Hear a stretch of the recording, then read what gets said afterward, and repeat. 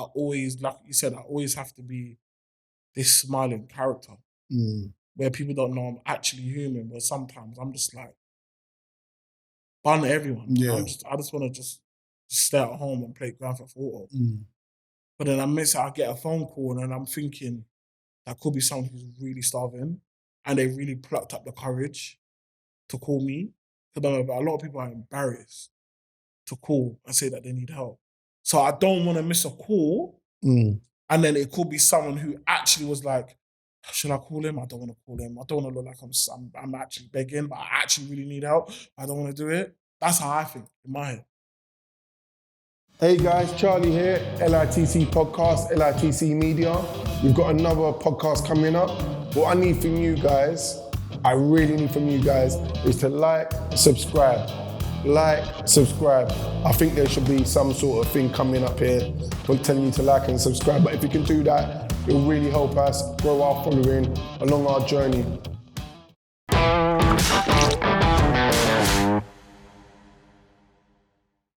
Solomon, what's happening? Damn, my bro, man. Damn, man. I've been looking forward to this. What we like to do at LITC, the way we like to start. What episode is this anyway? What episode are we doing, Carl? Episode 6. All right, cool. So one of the things we like to do when we start is we look at a piece of art and then we just ask the guests what you think, what that says to you. So this ain't original though, is it? That's the original. Is that the original? Yeah. So how come we don't have, like, the first one, do you know the first one I was looking at? Guys, you're technical, yeah. I don't know. No, the first one I was looking at, like usually it's got like the signature and it's got like the how many prints has been made and stuff like that. But yeah, to me, this just looks like an African piece. It's just like all one connecting. All one connected. Yeah. It's got 2 extra bodies, 2 extra heads. Yeah, so to me, it's like all one connected. All one connected. Yeah. When you say African piece, what made you think African piece? Like when you're seeing like, it's got like a couple of the Egyptian symbols, especially the color theme as well, the green and the yellow and the black. Nice. Yeah, so that's one of the ways we like to start. And it's interesting, like I always say, so I ask different people, what do you see? And we all see different things. And I feel like working in community, that's what it is. Yeah. There's no one story that's the same. Yeah, it's very different. And what one thing means to someone means something else to another person. Yeah. But yeah, so like we go back to the beginning, want to find out about you, Solomon, what you're all about, how you've got to where you grew up, family, siblings, and your journey. So shoot. So my name is Solomon. I'm a twin. So I've got a twin brother, I've got a little brother, and a little sister. We grew up in an estate called Summer Leighton. It's actually called Moorlands Estate, but everyone's called it Summer Leighton. Why is that? Do you know what? Because it's Summer Leighton Road. Okay. Yeah, I've always known it as Summer Leighton. So it's not actually called Summer Leighton, no, it's called Moorlands Estate. Okay. Yeah, so I think just growing up, everyone just called it Summer Leighton. Yeah. And is that the estate? Like, I'm not taking the mickey for people that don't know. Yeah. It looks like a prison, right? Yeah. It blatantly looks like, So the part what's called the prison is called the barrier blocks. Okay. So what that was meant to do so there was meant to be on Cold Harbour Lane was meant to be a motorway. So there was meant to build on a motorway there, and their barrier blocks was to block the sound of all the moving traffic.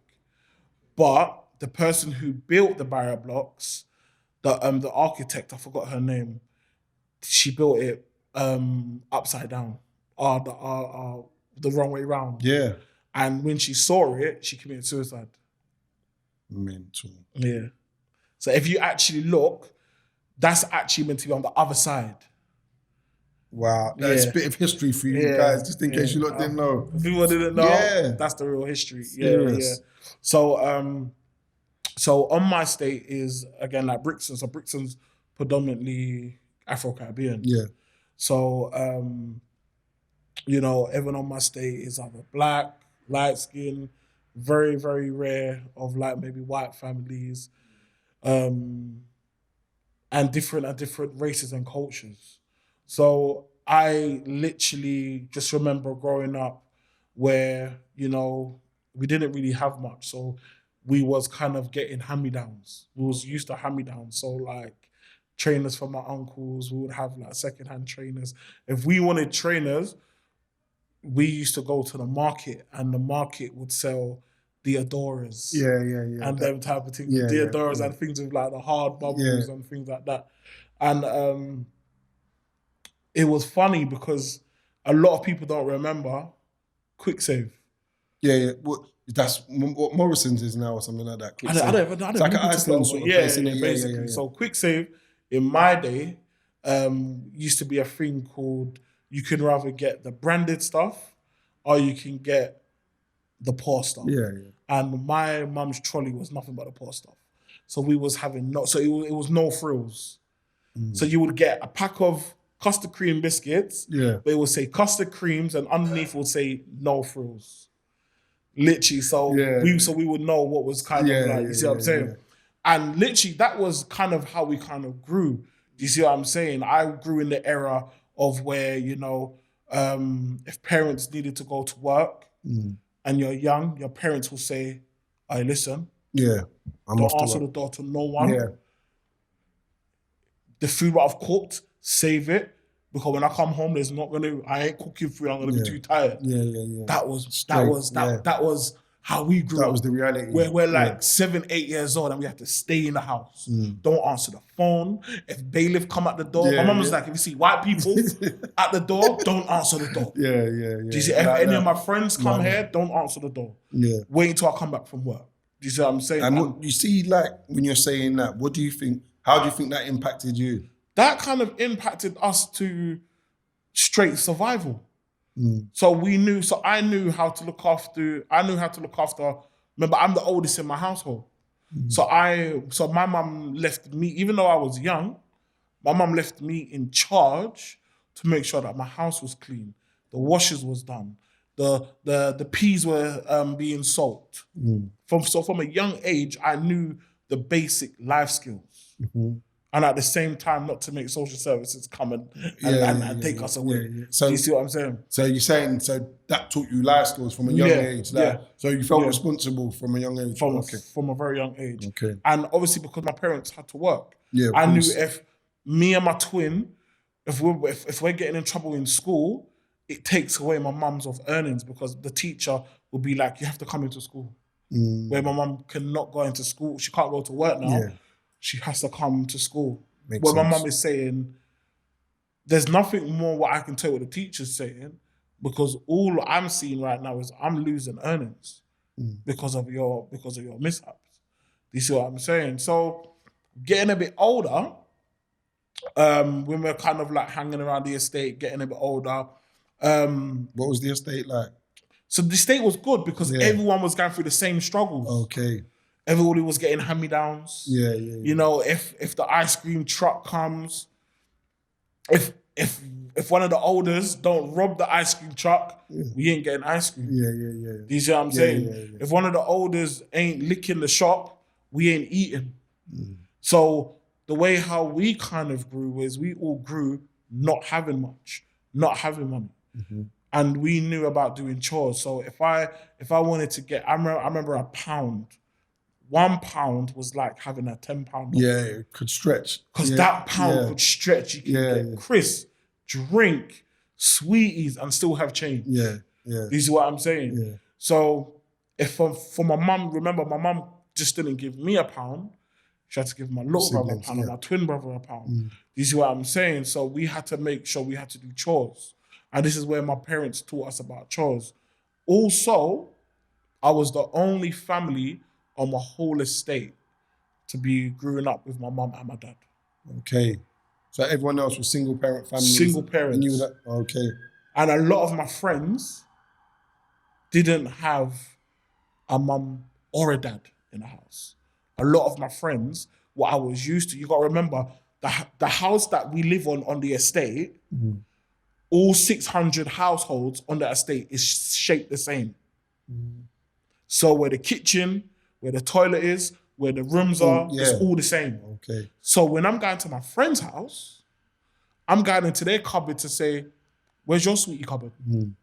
I've got a sweetie cupboard where I've got sweeties. Do you see what I'm saying? So automatically expecting if I go into your house, It's gonna be the same. Where's your sweetie cupboard? Yeah. And a lot of friends are like, what are you talking about? What's the sweetie cupboard? And I was about 8 years old, and I was like, oh, you don't have it how I have it. You ain't got bread. If I use bread and the bread's finished, I'm not gonna go sleep and wake up and see another bread. Yeah, yeah. Where I was used to eating what I wanted, when I wanted, how I wanted, because I thought going to bed and waking back up and I open up the thing, it's a magic trick. Yeah. There's more. Yeah. When I'm going to my friend's house, there's none. And where my friend, a couple of the man them, the way how they can get money is we had to jump on a 159, what we thought was free because it was a hop on and hop on. Yeah. Their mum was selling themselves on Brixton Hill. Mad. So it was a norm to us. Literally jump on a bus, come off and to see pure prostitutes. Yeah. And it was Streatham, right? pure of the man them's mums. Yeah. And we would literally go there and then we look for his mum, can I get a tenner? And then she's just woofing out bare cash, giving out tenors. Do you see what I'm saying? And that was a norm to us. Is it something that you could see at the time? You could realize it was something. Was it something? What was it? Unsaid? Was it how? It was that all like? unsaid, and it was all in front of the face. So where I'm going home, my household is like as soon as I enter into my house is a home. Where a lot of my friends will come to my house, and I'm like, bro, it's like 11 o'clock. It's home time. Where to one of my brethren come up to me and was like, bro, you've got PlayStation. You can go into the fridge and get a drink when you want. And better of all, I'm here having a conversation with a man in the house. Bro, I was 8 years old. And that's when it licked to me. I was like, oh my God, I took this for granted. My dad is always in my house. I could put on the PlayStation. Do you remember when on PlayStation 1, if you couldn't save the game, if you didn't have the memory card, there was a memory card. Do you remember that? No. The memory card. You put the memory card in. Yeah. And then if you don't save the game on that memory card, the game ain't saved. It's not like PlayStation now where you can turn off and it'll save. I used to leave on my PlayStation and turn off my TV so I don't get cussed by my mum. Just so I can come home after school and continue the game. Continue the game, No. My brothers was like, you can do that. Where I thought that was normal. I thought everyone was doing it. Where my brethren was like, bro, I go home and my grandma's too old to have conversations with me. If we did not go to Woolworths and lick it, my brethren will not have school uniform. A lot of people didn't know Woolworths used to sell school uniform. Yeah. From the age of 9 and the age of 10, we used to walk to Brixton and like literally and lick Woolworths for your own school clothes. For school clothes. I was getting school clothes. Yeah.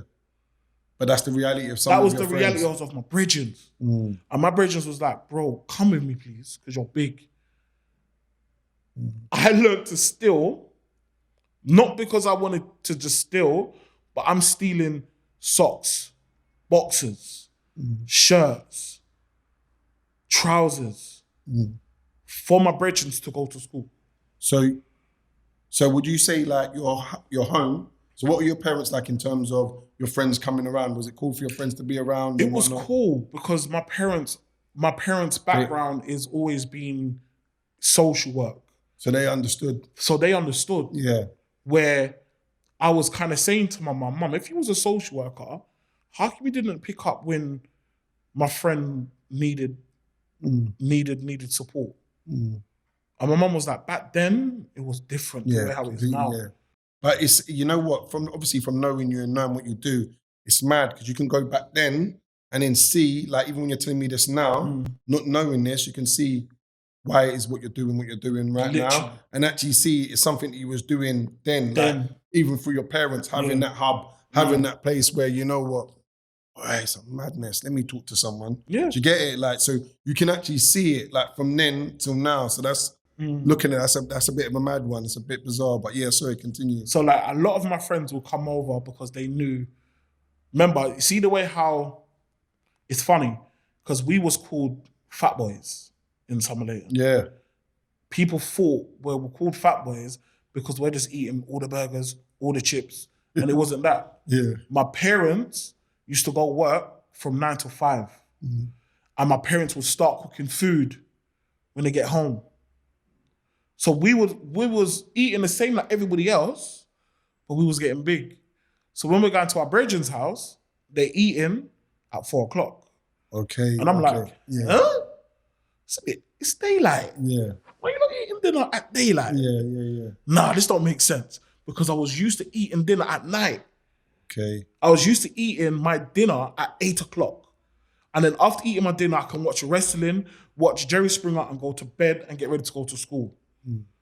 Yeah. Do you see what I'm saying? Makes And, sense. and a lot of my friends would come to my house because they knew 8 o'clock is dinner time. Okay. So a lot of my friends had never eaten rice and peas and chicken. Never. Mad. Because they didn't have their parents at home. They would literally come to my house. Did your mum cook? Yeah, come true. Oh, what? Is your dad there? Just the reason with my dad. I was like, my dad's annoying, bro. He just does bare chattings. Where people was like, bro, I wish my dad could be chatting. I wish my dad could be here right now. I don't have a clue who my dad is. And my mum, bro, you see her, she's on Brixton Hill. And you was literally having those conversations and those normal convos. So like when I got older, my parents was like, all right, if you lot want to make pocket money, you have to sweep the floor, hoover, wash up the dishes, clean the skirting boards. And what I used to do that, and I used to save my money. And then I'll take my next brethren to quick save. So I learned to budget money from about 9, 10. Yeah. I knew how to budget money. So I have bare coins in my pocket. And I'm like, come, we're going quick save. Because when I'm going into his cupboards like he's just moved in his house. And he's been in the house the same time as I've been in my house. There's nothing in there. So I'm like, no, come. Let's walk to quick save. Remember, this time we're not licking it. So I've got money now. Yeah. So we're going to quick save. And I'm buying him burgers. Because these are all no frills. So you can get like a pack of burgers for like 55p. So there's like 10 burgers. Yeah. It's like a 10 pack of burgers for like 55p. So I'm buying burgers, bread, oil, pan, because these houses you can buy pan, cutlery was buying. I would literally use my whole of my money. Didn't care because it was the best feeling knowing that at least when I'm not here, he's eating. What to be fair, I'm listening to this and I'm thinking at a young age, what made you, obviously, I suppose, seeing that situation, but seeing your friends in those situations, what do you think made you the way you are, that you, from that young age, that you was like that, you was just giving them? Do you know what it was? I think it was when one of my other brethren was like, bro, I wish I can wake up and be you for a day. And I said, why? He said, bro, because you got your mum, you got your dad, you've got carpet, you've got a bed. I was like, that it hit me from a young age, that proper hit me differently, where I learned to appreciate. I learned how to appreciate money from them. I learned to appreciate. Because when I'm going to their house, bro, there was nothing there. Where if they didn't steal, they didn't have. Literally. Because they can go home whenever they wanted.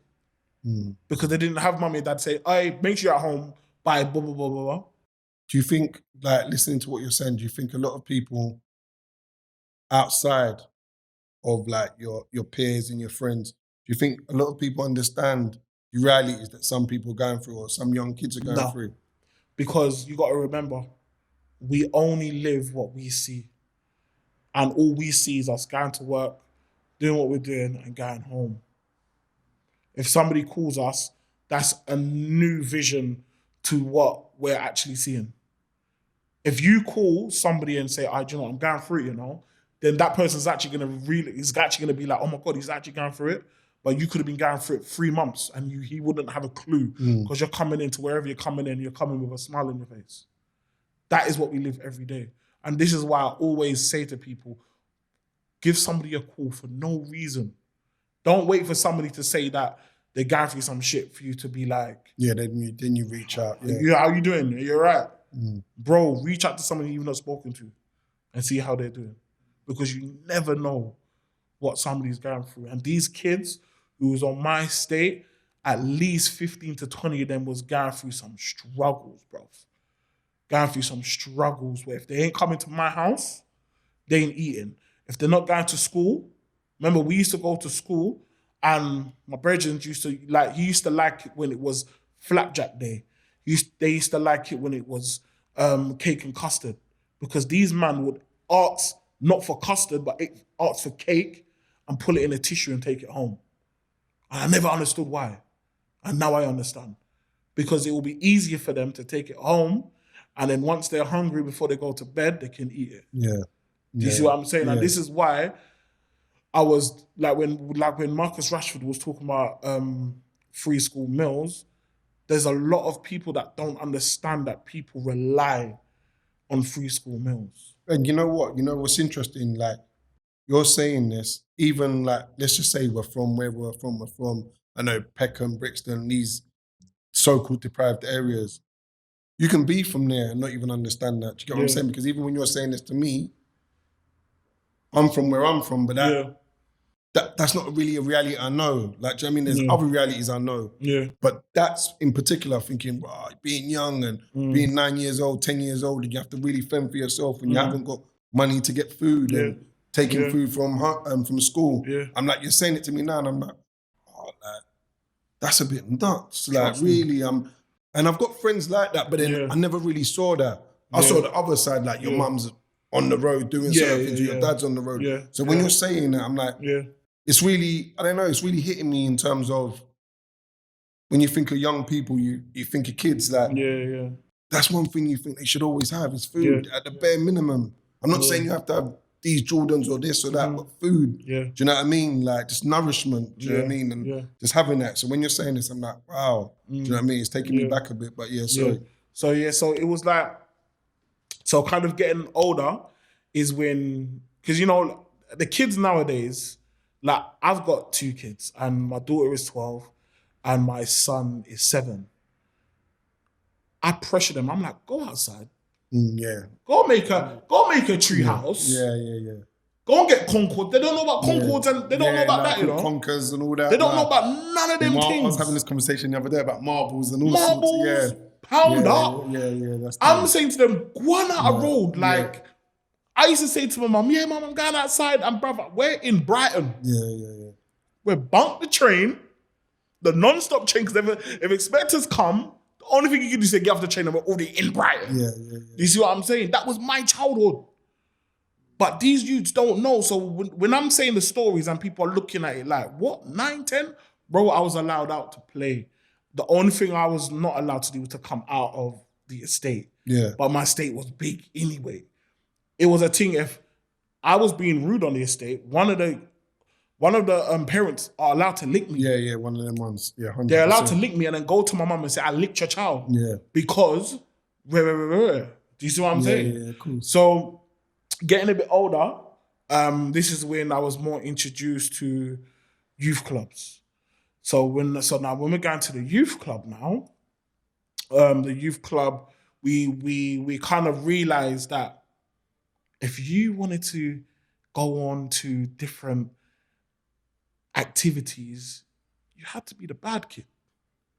Only the bad kid was able to go to services like to have a key worker, to go on remember I was talking to you about the PAYE. Yeah. All of those things, what was in Lambeth was only targeted at the hard to reach, what it was called hard to reach kids. Or what I like to say, easily misunderstood. Yes. Yeah. So we knew if you wanted to go Margate for the day, Brighton, Alton Towers, all these things where it was way out of our price range, and it would definitely never, ever, ever happen for us. You have to act up. You have to act up. So we was just like, can't we act up then? Can't we just steal some mopeds, get nicked? And then when we get nicked, remember, it wasn't a thing where if you get nicked, you go straight to yacht, you will get a key worker. Yeah. And then the key worker will be like, so how are you doing? And I'm like, I'm stressed out. I need clothes. Here's vouchers for clothes. I'm stressed out. I need food. Here's Tesco vouchers. So you're doing bad to be rewarded. Because that's the only way we knew how to be rewarded. Yeah. Do you see what I'm saying? So we would do stupid stuff, get nicked, go to the cells. Are you sick and tired of feeling sick and tired? Seeing the same thing on the wall. Getting always asking for hot chocolate. Can I get a hot chocolate, please? Can I get a hot chocolate, please? Can I get a hot chocolate, please? Get pure hot chocolates until you do your interview.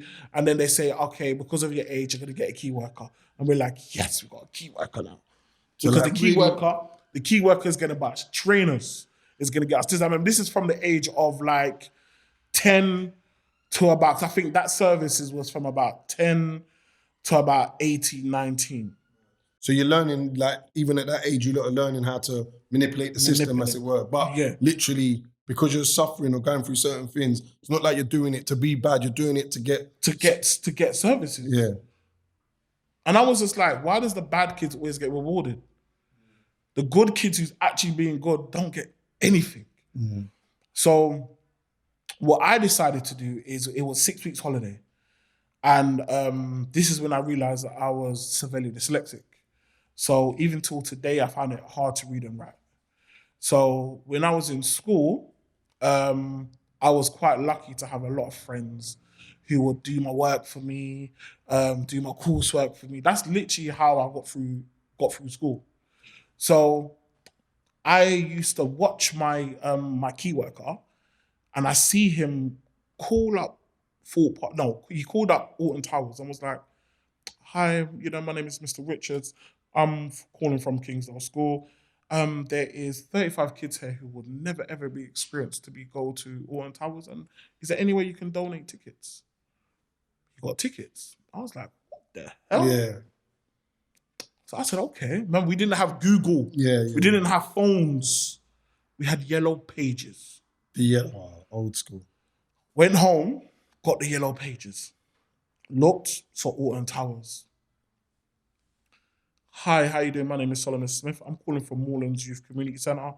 And I'm just phoning just to say that there's 52 kids who would never experience going to Alton Towers. Is there any way you can donate some tickets? They said, yeah, what address? Gave them my mum's address. They sent me tickets. Well, how old are you now? I was 13. Yeah. I was like, okay. Remember, I don't know how to spell coach. So I'm looking for K on the yellow pages for coach. And I'm like, I can't find coach. So I walked out Brixton. And Brixton these times used to be coaches left, right, and centre. And that's when I realised coach was spelled with a C. Yeah. So I got the number. Back in the days when you're getting girls' numbers, you have to write it on the back of your bus pass. So I got the back of the bus pass and I'm writing the coach number. I go home and I'm like, hi, my name is Solomon Smith. And I'm a youth worker for Moorlands Youth Community Centre. And I've literally been donated 52 tickets to go to Alton Towers. But there's no way of us getting there. Is there any way you can donate a coach for us to get there? Yeah. They said, cool. Great calls. Fantastic. I was like, what the hell is going on? How did I do that? I was able to get 52 people from not just my state, but from the local area in Brixton who has never been to Alton Towers. To get to Alton Towers, get back, get food, and to having a great time. Like, you know what? Because it's fascinating. When I'm hearing this, so what made you, where do you think that came from? Just having that mindset to say, you know what, let me get on the phone, let me call them. I heard my teacher do that. It was me, my dyslexia makes me able to see something and to do it. I was able to drive, not being taught, but able to see my dad using the pedals. Waiting for my dad to sleep, he'll bun a spliff, So I know he's not take his keys and do the exact same thing. I mashed up bare times, but I learned to drive. Would you say you're a risk taker? 100%. And from a very young age, I didn't mind failing. A lot of people are scared to fail. Yeah. I didn't mind failing because that would be the best teacher. That would be the best teacher. And I've literally won more than I failed because I just done it and just took the risk. I just done it and took the risk. Whatever happens, happens.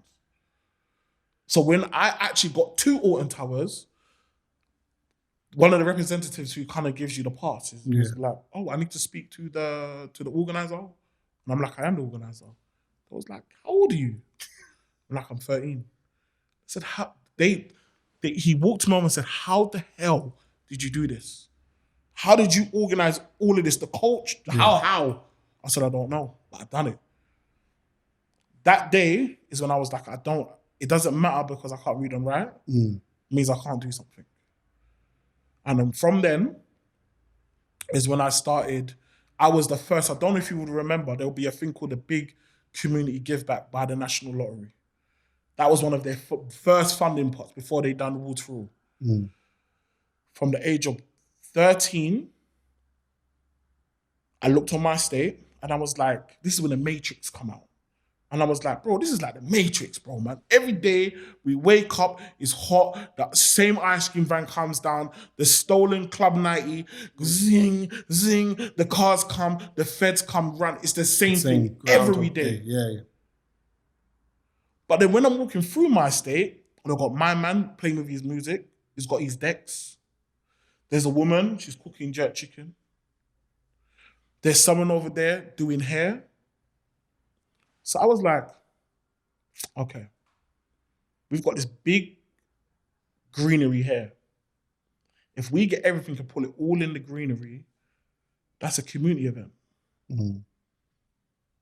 Let me see if I can get some funding to do it.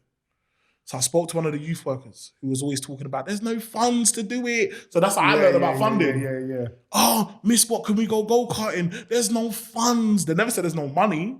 The funding didn't come through. I was like, what's funding?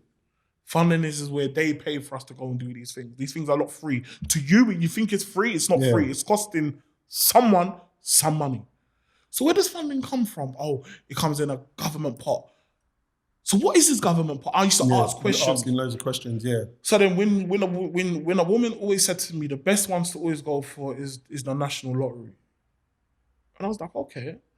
Went on the national, I called up the National Lottery and I said again, hi, my name is Solomon Smith.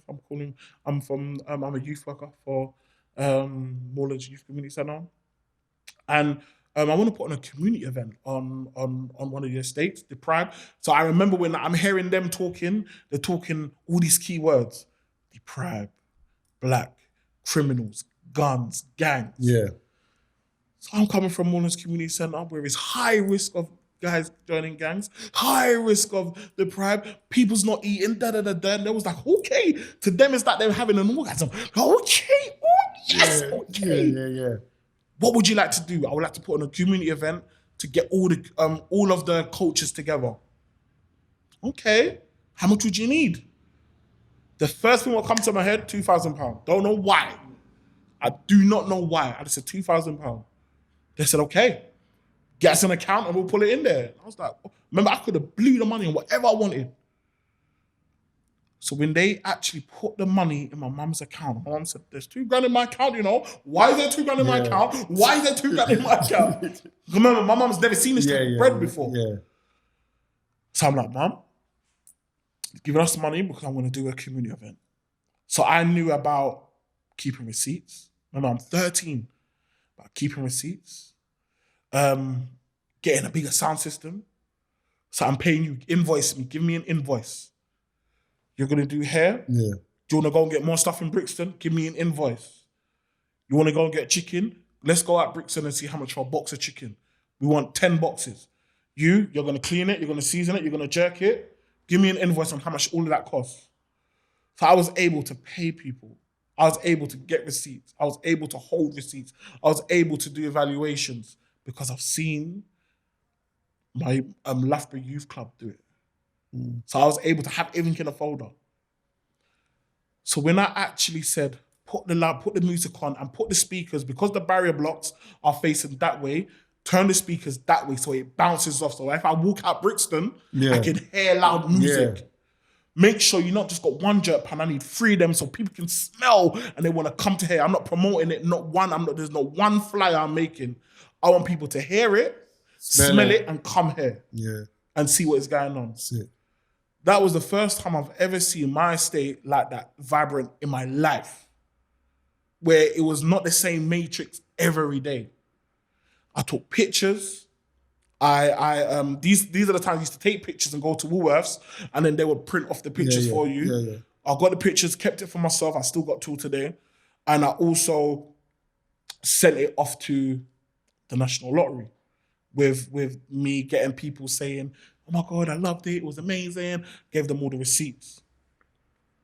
They said this was a success. Next year, my mum was like, "Why is there 2 grand in my account?" And then the year after, "Why is there 2 grand in my account?" Well, you know what? I'm gonna stop you right there. So, what was that feeling like when these events were taking place, and the fact that you knew, like, even when you said you got to Alton Towers and that, where's the team leader and it's you actually being successful with these events and what you were seeing? What was that feeling like for you as a young man? Feeling is like the best vibrant feeling in your heart that you can ever feel. When I took a step back and I looked from far, that everybody is smiling and vibrant and they're just thinking, I can't believe this is happening. And I made that happen, was the best feeling in the world. You know, and then the more I'm getting older, so remember I'm 13, 14, 15, 16. I done it until I was 17, where that fun stopped happening. Yeah. So when the fun stopped happening is when that literally stopped happening. So when I'm now 16, and what was it like? 17, Sorry, what was it like at the events? Like, man, was there any trouble? It was calm. There was no trouble. You know, it was just more and more people coming. You know, I was just known for the guy that puts on Alton Towers trips. I was to always have Alton Towers trips. Yeah. And I was the guy that always had, always doing community events. So everyone was like, when's the next one? When's the next one? I'm like, summer. The more I got older is the more now when you have to go connections. So you go connections, you do your CV, you get, so I'm still getting in trouble because again, me still getting in trouble means I can get higher rewards. So the higher rewards now is when you go and get like a yacht worker and you get a social worker. So the social worker now is now saying, well, right, like I can help you to get a hostel. I didn't want to leave my mum's, but a lot of my brethren moved out and literally got their own hostel. And then when they got their house is when they would transition from the social worker and go to kids company. Okay. Because we weren't going kids company. Yeah, we weren't going kids company. It was like kids company. We know why. Man said, I know kids company because all the Peckham boys. So I went Kingsdale. So all the Peckham boys in my school were fresh to death. I'm talking brand new AVAX jackets. They had 110s, Machino jeans. You hear that, D? Can you hear that? Can you hear what he's saying? I'm like, no. How is all the Peckham? And they're coming in with Typhoons, with 125s. I'm like, how are these you so fresh to death? Because of kids company. Yeah. And we're thinking, we won't go kids company, but if you went out Peckham, yeah, the furthest of Peckham, I was going because a lot of brethren in my class were from Peckham, so they were from like Meeting House Lane. Yeah. So I'm going Meeting House Lane, and I'm like, take me to Yellow Brick. I want to go Yellow Brick. I want to see what Yellow Brick looks like. Take me to North Peckham Estate. So I'm going there with him. Yeah. You see what I'm saying? And then I remember, bro, when they took me to Katie's, all my days, I've never tasted nothing like it. Remember, we had Morley's, but Katie's was nuts, was different. You see what I'm saying? But so when Kids Company transitioned to when they come to like now around Brixton side, so there was like round before they come to Brixton, I think there was in like Tower Hill or Tower Bridge sides. Yeah. So we was kind of safer, kind of going over there, innit? So we'll kind of go over there. They'll help us with the housing. They'll help us with vouchers, things like that. Service was amazing. Service was super amazing. So kind of like from there is when I'm kind of doing more youth work. So I'm kind of now leaving. No, I was literally, because of the amount of stolen mopeds I was kind of stealing, is when I got an Asbot. That was your thing, like licking mopeds, yeah. Just licking, but I weren't licking the good mopeds. I was licking the Edict Club 90s and like the gay ones. Yeah. I literally just going up, down, until feds come. And when feds come, we might get away or we don't get away. But it got to the point where feds would see, yep, you're the biggest at the group. We know where you live. We ain't even gonna run you down. Just run up in my house at like 4 o'clock in the morning, and then I'm getting nicked. Where my mum's getting stressed out, saying, bruv, the amount of time I hope my door's been kicked down, I'm getting peed off now, innit? So the more I'm now getting older, I'm getting to like 15, 16, is where there was like, you're becoming a nuisance. We woke up and the house was boarded up. And they said, you need to leave. Your mum, you're getting evicted. And this is the time when... Is that legal though? I don't think it was even legal. They said, you got a meeting. We had a meeting on our estate. And they said, we're going to introduce you to a youth worker who was Julia Wharton and a local police who was Toby. Yeah? Now, everybody knows Toby from Brixton. Everybody, he was the commander. Toby was the realest police we have ever dealt with in life. He was so real, he was like, bro, if I ever get a call for the bullcrap that you're doing and I told you not to do it, you're getting it. Straight. You're getting it. Because my job is, I'm still a PC. But he was like a proper cool, he was like a youth worker. He was proper like a youth worker. So a proper community, not just a proper community, man. He would come and he would walk around. He's not trying to snoop and trying to get man nicked out. He was proper. He was proper. But I met with Julia, and Julia was like, Solomon, what do you want? And I said, I want to work with young people and I want to get young people out of crime. And she was like, do you know what we should do? Let's set up a project. And we called it the Exit Project. So the Exit Project now is where we will go into different estates, because these times, bus passes used to cost £1. Remember the red bus pass? Yeah. And that's when I was now exposed to different areas, because I'm utilising my pound. I'm going Chakadero. I'm getting on a bus to Bow because I don't know what Bow is. I'm getting on a bus to Hackney because I don't know what I'm exploring, because when I was able to go to Kingston, because the only Kingston I knew is when everybody says, where's your parents from? In Jamaica. Everyone would say Kingston. So I'm thinking, how we got a Kingston over here? What's that like? Yeah. Bro, when I was going to Kingston and Richmond and going to those areas there, it looked different. Houses are bigger. There's not one. If we're hungry and we're in Kingston, we are screwed. Yeah, it's finished. Because our £2 is not buying chicken and chips. Nah, there's no chicken and chips. There's no chicken and chip shops around there. If I'm in Hackney, there's not a Morley's, and there's not a Katie's. So there's a chicken and but there's a chicken and chip shop. Yeah, of course. And there's a If I go Peckham, there's a chicken and chip shop. And this is when, from the age of 15 to 17, is when I started to realize how this stuff works. I'm starting to realize in all these areas that Peckham was predominantly Africans.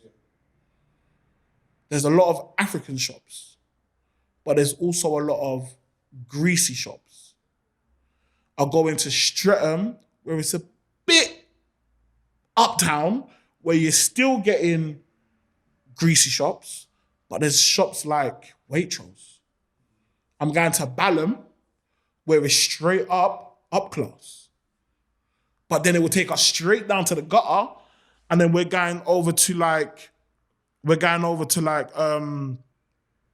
Tooting, where it's predominantly Asians. And they got nothing but Asian shops. And then you're staying on the bus, and it takes you to what's that one after Tooting? Well, like Merton, Mitcham, and it looks different. Yeah. And I'm like, huh? So when I'm coming up, I'm literally going onto these estates. This estate looks like my estate. Yeah. All over Tottenham, Hackney, all of these places. It looks all the same. Yeah.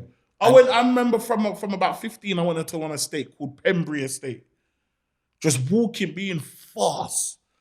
And I'm walking and then I'm like, it looks exactly like Summer Leighton. I'm going Angeltown, it looks like Summer Leighton. I'm going Loughborough, it looks like Summer Leighton. So that's when I was more clued up to realize different areas have the exact same problems. And do you think that's by design? 100%. Because when my mum said she was put here, she said, I didn't choose to be here. I was put here.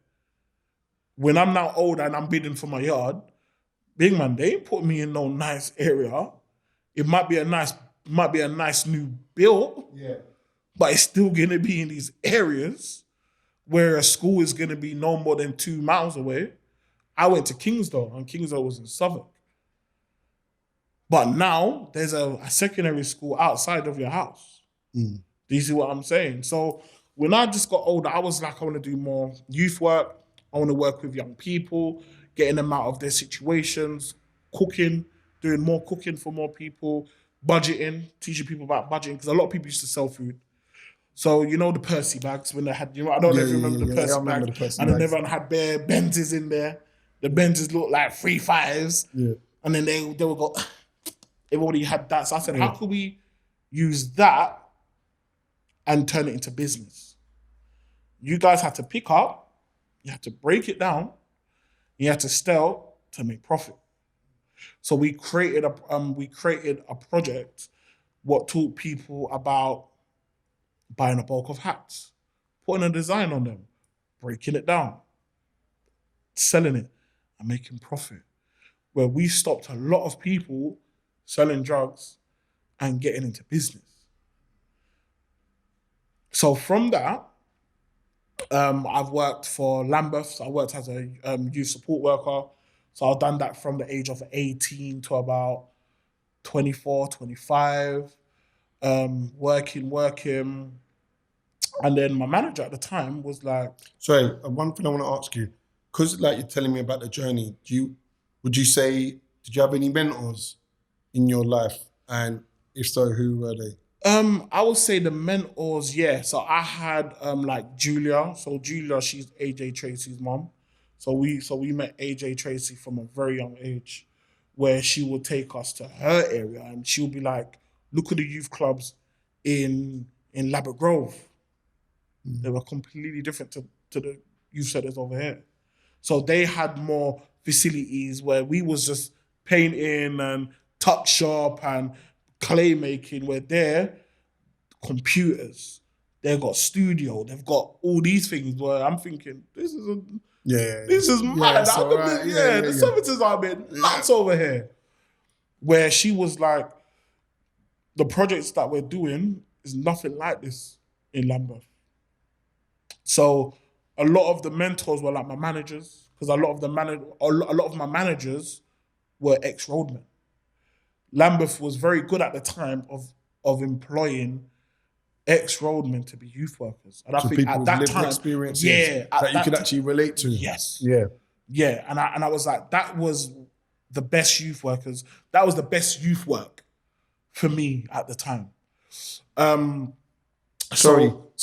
on that subject, do you think it's something that's really important in terms of, I think we touched on it off camera, about having it being relatable, like in terms of the people that you work with or your aspirations, being able to see people that are the same as you. It's something that I think I've mentioned in other podcasts. Like, what you can't see, you can't be. 100%. Do you get what I'm saying? So touching on that point? I used to get annoyed when a new youth worker will come into Loughborough, and it was a youth worker who was very good at reading and writing. You only got the job because you're excellent at the interview, but you're a crap youth worker. You don't know how to relate to these kids. You're just very good at doing interviews. That's like when I got older, I met people who was brilliant at getting funds but couldn't do the work. And for myself, who's severely dyslexic, I can't do the forms, but I'm brilliant at doing the work. And what used to annoy me is when we'll be at the youth club and we're like, oh, this new guy, we're going to terrorize him. Because you can smell it, isn't it? You can They're see. going to terrorize you. Make sure you don't leave your car key. Make sure you don't leave nothing lying around, because I guarantee you're not going to be here for more than 2 months. And every striking youth worker who didn't know the actual ropes of relating to young people, who's not eating when they go home, don't get me wrong, and this was a conversation I was having with another youth worker. Safeguarding and all of that sounds amazing. Don't get me wrong, it's good. But safeguarding and all these policies cannot relate to a young person who is not going home and who's not eating. 100%. It's great that you know these books. It's good. I went to uni to learn Maslow's theory. Big up Maslow's theory. But big man, for someone who's going home and he has to walk with a shank, Maslow's theory is not helping. Yeah. Don't turn back theories. And the guy actually said, you see, Solomon, this is why, you're going to be a different type of youth worker. I'm like, bro, I'm a real youth worker, bro. I only went to uni so I can keep my job. Lambeth was sacking people left, right, and center because they was not qualified. And I keep on saying to people, forget about the qualification, bro. Go for people who can do the work. Don't employ me because of my interview, because my interview sucks. Employ me because I can do the work. Employ me because I can do the work. But do you think it's about, so saying that, I'm looking at it and looking from an outsider's point of view, do you think it's about finding a balance also in terms of 100%. You can have the lived experiences, but sometimes what I find in, how do I put this? What I find in a lot of organizations within the community, sometimes we haven't got the other stuff. We can do the work, but sometimes we haven't got the other stuff in terms of what you need to draw down funding, what you need to be accessible to certain things, what you need to document. I will be honest and say yes or no. Reason why I will say yes or no, I only went to uni not to work with young people. I already know how to work with young people. I just went to uni, so when I go to the interview, I'm going to be like, bro, I'm going to broke up all these kids. Kids are good if I'm working there, Yeah. But you don't care about that. All you care about is if I've got a degree. And yeah, I've got a 2-1. I got a 2-1. And all you hear is that I got a 2-1. That means nothing to me. Because when I'm now working, my 2-1 means nothing. I now have to talk to these young kids. I can't talk to them 2-1 talk. Yeah. I can't talk to them with my degree. I'm talking to them with like young people. And the problem has always begun is when people saying, I can understand about the experience. The experience, 100% I agree with. But bro, don't employ me because you made me go uni just so you can say, what qualifications do you have? When I was seeing all these kids being failed because these guys didn't want to do the qualifications, I'm seeing kids saying, well, the one guy I could relate to is no longer here. So do you think this is something that's bigger than just, let's just go away from youth work? Do you think it's something even within teaching, 100%. within education? Do you think because it's a conversation I've had many times, and I said, sometimes I think people's lived experiences, there should be a way that people can get qualified through the practical work they do so that they can be in these positions. 100%. Because even with teachers nowadays, not to put a slant on teachers, but they're just following a guideline. It's not like they haven't got the time. They haven't got the time to sit down and really teach you. So they're just following a book where if you train other people up in a certain way, they can do that. So do you think it's something that needs to be reviewed in terms of... 100%. Yeah. 100%, because I lost a lot of good youth workers. who was working with me, understood me, knew how to work with me, because there was like, I ain't going college. I'm a big man. What am I doing in college? And they literally lost their job to Sally, who was very good at understanding their lecturer and doing the work, but not knowing how to work with young people. She will stay in the office like, no, oh my God, these kids, they're aggressive. Yeah. And they're just there talking about, yes, I scored, yes. And Sally will be like, no, I'm scared. And I'm like, Sally, it's okay. They just scored. Yeah. Do you see what I'm saying? Yeah, of course. Those are the ones who would always get the job. Those are the ones who would always get the funding. So, Sally was talking about, you were saying about labels, Sally, and we was talking off camera. We was just having a quite an interesting conversation with the team. We was talking about labels, and I feel like coming where we're coming from, one of the things that I've always tried and empower the young people to believe is not let these labels define you. Do you get what I'm saying? Like someone like, well, I'm Muslim, I'm a father, I'm a Tottenham fan. So there's a lot of things that go with that. But then I feel like a lot of these things, like my faith, that defines me because it guides me in terms of some of my decisions and some of the moral aspects. But what do you think, like someone that, like you said, you've already said that having severe dyslexia and that label and that what's attached with that, what do you think about that in terms of the labels that we're given? I would say, especially like when I was younger, I think the main labels people were using then was ADHD. Not knowing that every youth that you're dealing with are going through the same struggles. So they're coming to school, meeting all these head teachers are that coming from lovely homes and backgrounds. When you're reaching these kids and they're coming home and they're late, you're not understanding that they had to bring the sister to the nursery. They had to go and make sure bread is back at home. So when they come home, all you can say is, Andre, you're late. And he's just going, shut up, man. And then the teacher's just going to be going, I think he's ADHD. Not knowing what he's actually going through. What he's actually going through. Do you see what I'm he's saying? actually being older than his time, because a lot of times when kids are left, the responsibilities they have, especially for their siblings, like you saying being the elder, but like even with you, I'm not even talking about your siblings, it seems like up until now, even in your journey, you've always felt a sense of responsibility for other people. Like I can see that, like how that compassion that you have for your friends when you're telling your story about, oh, you know what, I'm going out there, I'm robbing stuff, so my friends got things. Do you get what I'm saying? I think that sort of quality and that it's that responsibility. Stuff. You know what I mean? So it was just like, so it was like, for me, like, I remember like my youth workers, or should I say my managers at the time, they'll be like, oh, like, someone like, everything you've done throughout your whole life, why don't you go to uni? I'm like, what? How could I go to uni?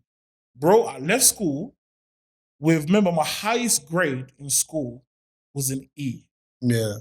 And I worked hard. I worked hard. I want to ask you a question. Sorry to cut you.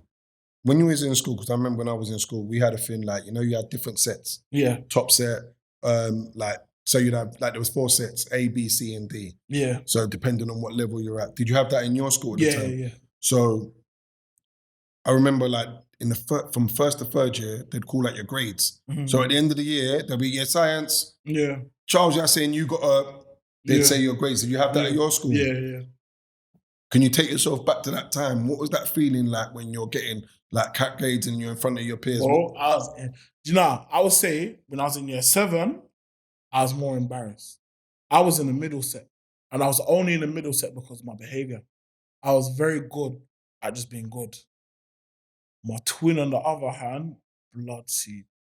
He is different. Bad breed from primary school. So he was in the lower set, only because his behavior. So when we used to go to the reading club, me and my brother I remember when we're reading, they would say your reading level of you being in year 8 is of an 8-year-old.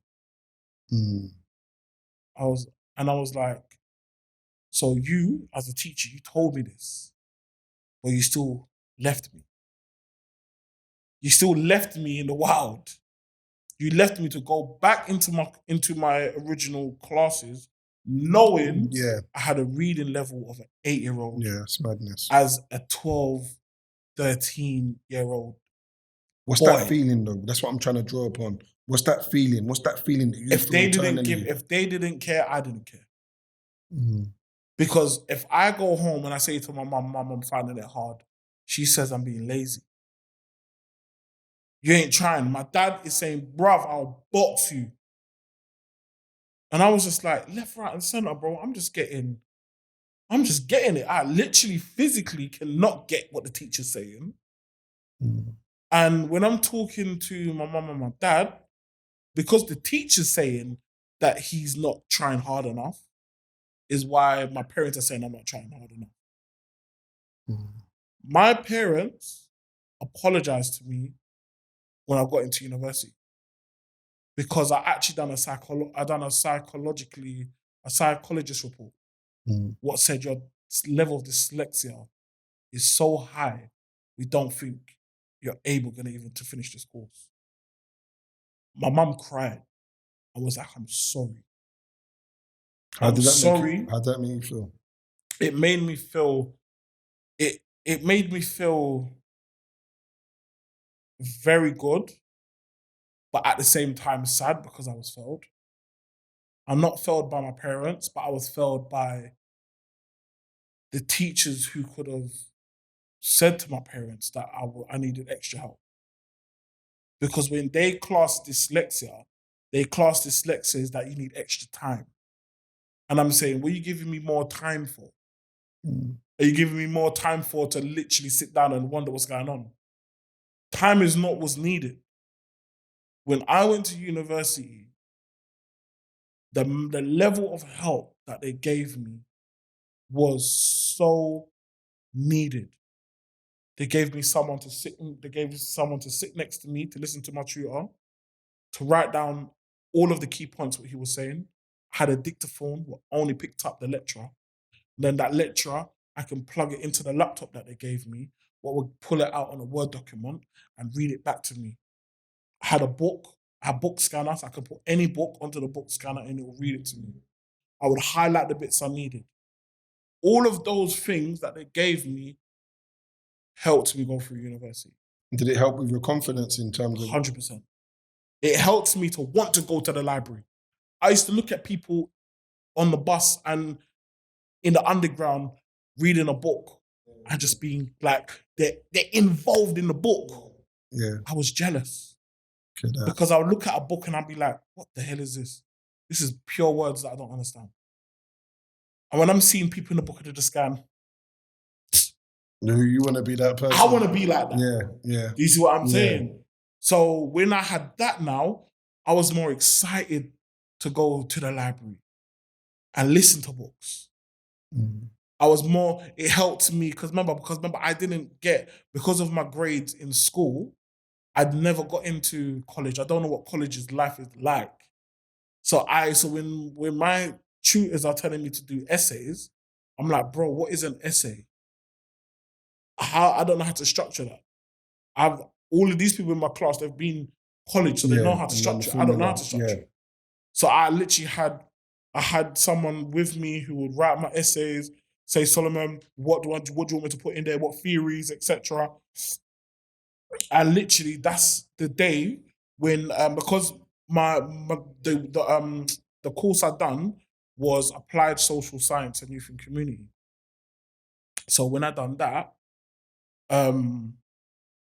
every year they give you a work placement. So you got to do 250 hours. So when I done my work placement, they said, Solomon, you've done 2 years in a youth club. You cannot work in a youth club. It has to be something within the community, but it cannot be a youth club. Yeah. And that's when I was like, I want to work in a homeless shelter. And I worked in a homeless shelter called the 999 Club in Deptford. And while I was there, the woman said, it's going to take you some time to get used to what's kind of going on. I got involved in 0.5 seconds. I literally was hands-on. And again, it brought it back to me observing what's going on. They used to got a food bank there. They got a clothes bank, getting in donations. Okay, they get people coming in. All right. They need something like this in Brixton. Yeah. So I've done my dissertation, 8,000 words. Got mad help with that.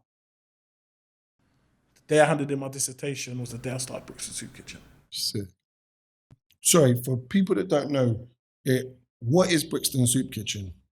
So Brixton Soup Kitchen is a service. I always say like 100 services in one building. Reason why I say 100 services in one building, because for me, if I needed to go and look for work, I had to go to Connections. If I needed housing support, I had to go to housing. If I needed to go and look for work, I had to go to the job centre.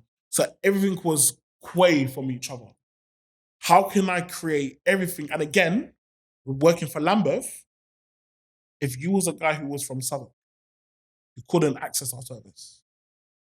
I was the youth worker, but would say, you're not from Southwark. I'm going to put you down as thingy because I want you to go on this trip.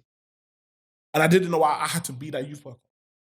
So I learned from all of these places that I didn't like, that I wanted to create a service is everything that I liked. I wanted everything to be in one building. This is the reason why we got a food bank on site. We have massage therapy. We do employment workshops. We've got job search. We've got computering. We do training to kind of get people to do like their food level hygiene. We've got a chef on site. We've got a food bank. We've got a clothes bank. We've got a trainer's bank. We do gardening. We do gardening workshops. We've got a podcast upstairs. Many services in one building. Do you think while you were studying, obviously it was all part of your journey, like the stuff you've been doing since a kid, like caring for people, trying to empower people, you've always done that, even feeding. Mm-hmm. So do you feel like going to uni and them saying, oh, you've been doing the youth work, you can't do that no more?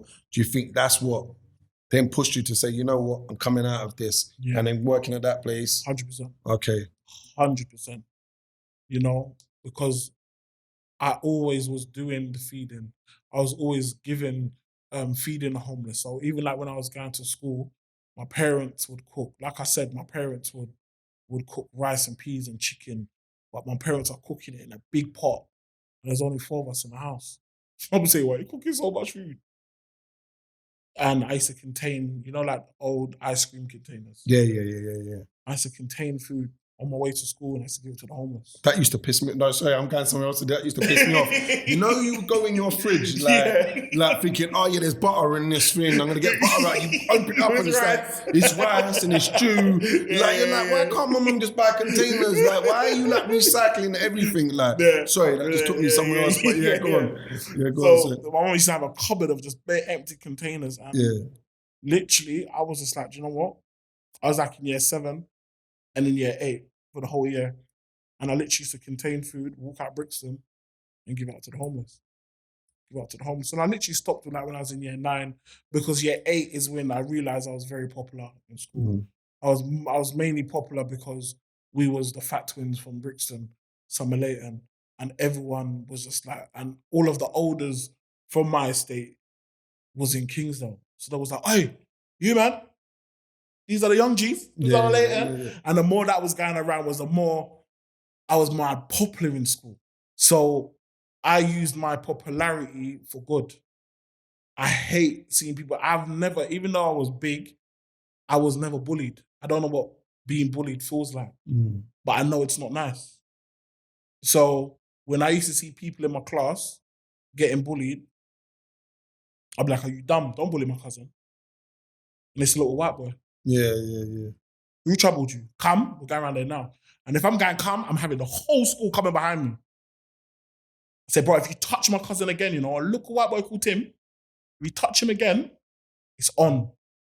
So I used my popularity always for good, to help people, to feed people. If I'm going out there to go and lick it, I'm still on the stages of licking it. So I'm licking dinner tickets. Not to be a pig and eat bare food. You got food? Take a dinner ticket. Are you eating? You're not eating? Take a dinner ticket.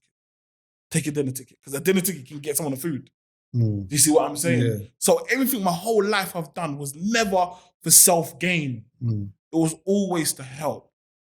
Do you see what I'm saying? So once I literally, the day I actually left, university was my biggest ever achievement known to man. The biggest achievement was having a degree. Something I thought I would never, ever achieve because of my dyslexia. Even till now. Give me an email, it's not happening, bro. I'm not gonna read it. I need someone to read it for me. If somebody sends me a letter, it could be a nice paper, a little more. Bro, if somebody don't read it to me, I don't know what's happening. I've been invited to the most of events, and because I don't know what it says is why I don't go. Mm. I remember I got invited to the mobiles. I got invited to Rick Ross. I got invited to this concert, that concert. If I don't see the logo, so usually the first thing I'll do is scroll right to the bottom of the email, and then it will be a Lambeth logo, so I know it's Lambeth. It might be Universal, so I know it's Universal. It might be Warner Brothers. That's the only way I know it is something. Yeah. You see what I'm saying? Yeah. And that I've done it all my life. So I was like, do you know what? Let me look for Brixton Soup Kitchen. Went online, couldn't find nothing for Brixton Soup Kitchen. I said, all right. I was good at doing a bit of designing work on Photoshop. So my friend was kind of teaching me how Photoshop worked and stuff. Went on Google, stole a logo, took whatever it was on there, and put Brixton Soup Kitchen on there, made a flyer. I went back onto my estate and I said, I need a centre. I need a centre for Tuesdays, Wednesdays, and Thursdays, because those were the days I was going uni. So Tuesdays, Wednesdays, and Thursdays was my uni days, 10 till 2. Because then after 2, I can get an hour break, and then I start my youth work for Lambeth. So I've never worked full time. I've always worked part time.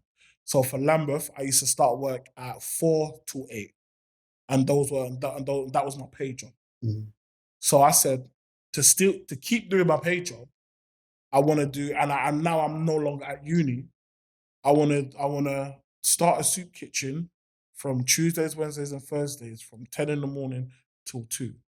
So I made a flyer saying 10 till 2, come, get tea, get coffee, get clothes, get hot meals.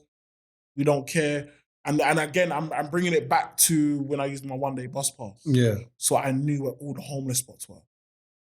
Croydon, Mitcham, Streatham, Brixton Hill, Victoria, East Street. So all these main spots that I knew of, I'll get on a bus again, make flyers, go to work, make sure everybody leaves work. Yeah, guys, I'll look up because I needed their printer. So I didn't want no one to know I was using their printer. You know, the Lambeth printers, I've got the big industrial printers. You can sing. I'm just printing 500 and I'm staying there till it's done. Literally cutting it in half, using all their resources, locking up, and then I'm touching the road at night. So come to the soup kitchen, come to the soup kitchen, come to the soup kitchen, come to the soup kitchen. Just come off the streets, come to the soup kitchen. Me and my baby mother was on the strip for about 3 months because the day they gave us was the 1st of January 2013. So that gave us enough time to make a flyer, post it out, and get people into the centre. We didn't have no social media, nothing. Mm. I think the only thing I had was a BBM. Literally, I'm making flyers. Weren't expecting it to grow as big as it is. Just all I wanted to do was give back. We went everywhere. The 1st of January 2013, there was about 60 people outside. Yeah. And I was like, what the hell? What is going on? So we instant was like, I need to buy tea. I need to buy this. Remember, no funding. Use my own money, so I get paid every 15th from Lambeth. So the 15th I got paid, I bought coffees, cups, biscuits, tins, everything. Bought everything. Used to spend like 2 bills, 3 bills a month. Mm. And it was just happening. It was coming in, getting teas, getting coffees, chilling out, sleeping. And I was like, I like this. And then the more it was happening, was the more I was kind of filming it a bit, putting it on social media. Mm. And the response was crazy. The response was crazy where people was like, we want to volunteer, we want to help. Now remember, I've never learned how to speak to corporates. Never learned. Didn't know how to do it. I'm getting a weird phone call. This is like 2-3 months in. Getting a weird phone call. I literally was going to put down the phone because I thought it was one of my cousins from Jamaica trying to beg me something. I said, let me answer it. Hello, Solomon. Hey, you know, this is Matt from Nando's. We're calling from Tennessee. I'm like, what? Mm. Nando's Tennessee. from Tennessee in America is calling me. Yeah, we've been hearing about what you've been doing and, you know, we want to come down for a meeting. Huh? So where are you now? We're in Tennessee. And you want to meet with me? Yeah. And this is what, 3 months in, you're saying? This is 3 months in. They said, yeah. They come down on the Friday. They called me on the Tuesday. The meeting lasted no more than 10 minutes. They said, everything what you've been saying you've been doing is actually happening. We want to support you with Nando's. Ever since then, we've been collecting Nando's. So we can go to any Nando's and collect all their chicken. And I was like, what the hell? And then we got a phone call from Greg's. And Greg's was like, yeah, we've been seeing that you've been giving tea, you know, to the homeless. Would you like some donuts? I said, yeah. All right. Just know whatever we give you, know it's going to be that every day. We went there and we got 4 boxes of yum yums, Tottenham cakes. I was like, the hell? What the hell? They was giving it to us in big batches. And at the same time, I was reaching out to Tesco's, Sainsbury's, and to this day, I was getting bare letters saying, you know when you apply for a job and it goes, unfortunately, Yeah. you don't need to read no more. Yeah. You know it's a no. I got pure letters saying, unfortunately, we can't support you. And then the more we was just doing the work, was the more I weren't reaching out to people no more. They're reaching out to me. But how was it, you know, when you first, within the first 3 months and you got that, how was it in terms of you saying, I'm going to start this organization, when they give back, and then within 3 months you're getting that call? What was that for the confidence? Did that give you think, you know what, this is working, people turning up? You said you had 60 people. Was it like, oh, you know what, this is actually working, this is something that is needed? What was that like? What was that feeling like? was it was better than getting my degree, put it that way. Getting my degree, I was like, pop. Yeah. But the feeling of getting a call from America for something I was thinking about doing when I was playing GTA at home is the best feeling ever. Remember I've known Hashi all my life. Hashi's from Stockwell. Stockwell and Summer Leighton don't get along. But Hashi's the youth worker for over there and I'm a youth worker for over here. So we've always chatted, always linked up. Hashi was like, is your name registered? I said, what's that? He says, do you have policies and procedures? I said, what's that? Do you have insurance? I said, what's that? So Hashi was like, I'm going to help you. Hashi helped with getting us all the policies, safeguarding, health and safety, food hygiene, helped us to get that. Helped us to become non-for-profit. Remember, I was just a name. Yeah. I was just a name. All my life, I've just been a name of me saying Solomon Smith from the Morning Scoop and getting things. Yeah. I was just a name. But this is the first time I was actually official body. So we was a non-for-profit, limited by guarantee. And that's when we was now able to kind of get more donations in and now to get public funds. Now with the public funds now, I automatically felt that I had to be not 100% transparent, 110% transparent, because I'm a guy from Summer Leighton. Yeah. I'm big and black. The logo says Brixton, and it's got a blackface on it. Remember, we didn't have a blackface on it this time. Remember, I was still with the with the stolen logo. Yeah. But because we're getting people's money and the whole stigmas of charity, I was thinking I have to work 10 times more harder to show these people that we're not a fraud. We don't have a big grow upstairs and we're just covering up. Yeah. This is something that we're actually passionate about. And with your support, we'll make our passion a bit more easier. Because remember, all these companies, Tesco's and Sainsbury's and Bentley, they're all corporate. Bro, they're all corporate. They weren't running on bread. Yeah. They were saying, we could run you some stuff. We was cool with that. We was like, cool. You know? And it's not until the day when things changed for us is when Sony reached out to us and Sony was like, we want to work with you guys. We don't like your logo. And I was like, huh? And then they wanted us to be their chosen charity for Carnival. Yeah. But I said, do you think we're ever going to be using that logo? What you got? Change your logo. And remember, everything is overwhelming for me because this is the first 6-7 months in.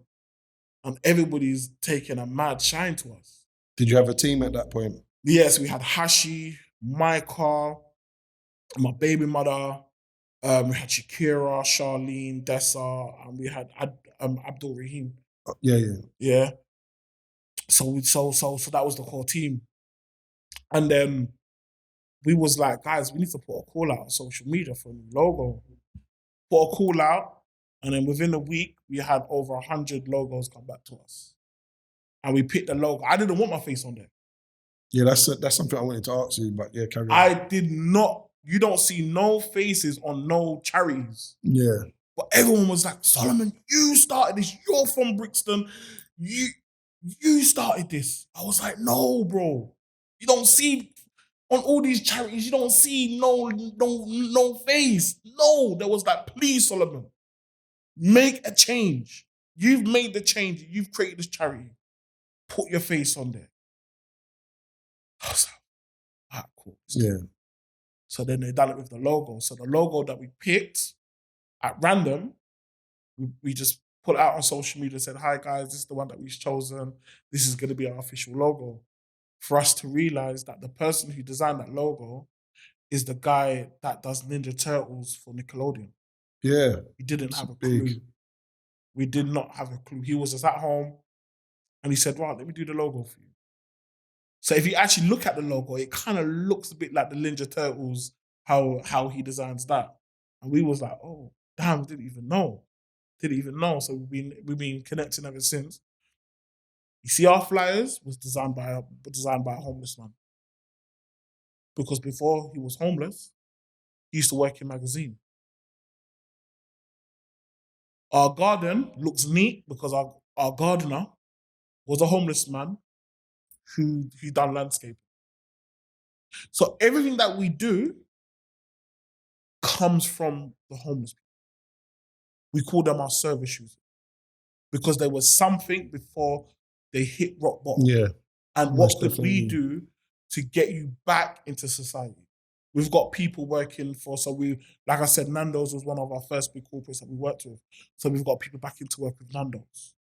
We've got people working in Nickelodeon. We've got people working in Puma who was down and out homeless. We had people who was homeless and they had a big PVC license. We said, what? Now he comes to the soup kitchen in his big lorry. He parks it outside the soup kitchen. And he's like, you, bro, if it wasn't for you, I would not be driving this. Now I drive all around the world. They come in and they bring in shopping. We say, we don't want money. We're glad now you're back on your feet. Now that you could bring in a shopping to us now, because the shopping is going to help the other person. That is what the soup kitchen's all about. People think it's about food. You can give homeless people food all day long. If it's not, we're about helping you to fish. What is that saying? You can give a man a fish and feed himself for a day, or you can teach a man to fish and it'll feed his family for a lifetime. And that's what the Brixton Soup Kitchen That's is what about. we're all about. Mm-hmm. We're trying to say we've got many services here. We've helped get people get back into nail techs, swimming instructors, people who's been drinking all their life and been on every striking drinking course. They're like, when I come here, I don't want to drink. Yeah.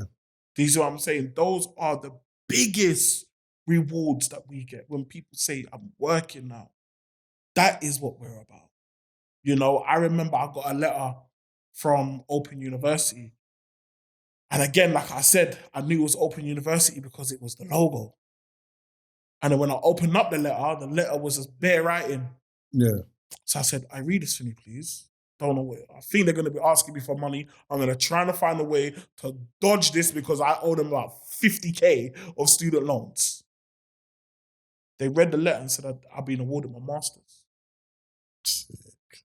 From doing the work of the soup kitchen. Sick. Well done. So remember, the biggest qualification I ever got was a degree. I got a 2-1. And then when this guy couldn't even read the letter, where the person said, bro, they are awarding you your master degree. I would have, like I said, I never would have thought I would have got a degree. Yeah, going on to get a master's now. To now get a master's. I was like, what? For doing the stuff what I enjoy doing. I was like, and doing the stuff that needs to be done. And one stuff what needs to be done. I was like, what the hell? Every year I go to Miami. Turn up. But I've got a problem. I find it hard to click off. I've been going to Miami since 2005. Way before I started Soup Kitchen. And all I was on was, where's the youth clubs? Where's the community centers? I'm meant to be there to turn up and live my movie. You know? Yeah. And I can't. Because my mind is always saying, work, where's the youth clubs? I'm renting a moped and I'm thinking, where's the youth club? Excuse me, where's the youth club? Show me, I want to speak to them and see what their services is like over here. Where I've been working with them for over 5 years. Where they said to me, Solomon, I think this is the time I had a level 3 in youth work. And they said, with your level 3, we can fly you over here and you can be over here for 6 months. I've worked with young people. And before I took it, my baby mother at the time said, I'm pregnant. And I was like, oh my days. I just got an opportunity to work in Miami. But I'd rather, obviously, child. That same company, they kept in contact and they was like, we seen that you've been doing stuff with homelessness. Come over. We went over. And ever since then, we've been working with homelessness over there. So we go over there, we make up food packs, we get a volunteer team. And we go downtown Miami. We go up to Asian Torah. You know, people think South Beach is, for people who's never been to Miami, they think it's about ladies and bikinis and rollerblades. Yeah. Bro, it is nothing like that.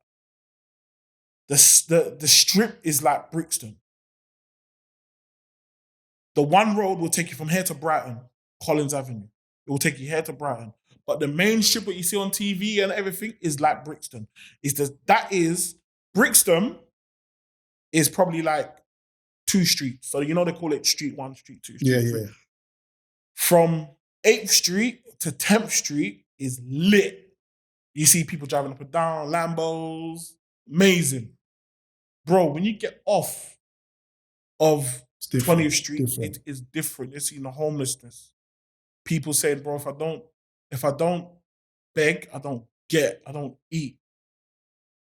That is Miami, bro. That is what Miami's like. How does it compare, like, when you look at, like, what you're saying, basically, when you see the homelessness there and you see the homelessness there? Is it much the same or? No. You see, when you go outside of England, with England, there's a lot of services. When you go over there, like when I was working in the youth clubs over there, if you're not rich, you can't access youth clubs. Where over here, if you're poor, you can access the youth clubs, but you have to be poor and be a bad boy to access everything. Over there, if you ain't got money, you can't access nothing. So this is the reason why it's easy. Remember, you can walk into Walmart, go to the back, and you can buy a gun. Yeah. That easy. The guns are in. Do you remember the yo-yos when we used to get yo-yos? Yeah, of course. Yeah. They're in the same packet as a yo-yo, so you can just rip it open, and the gun is there.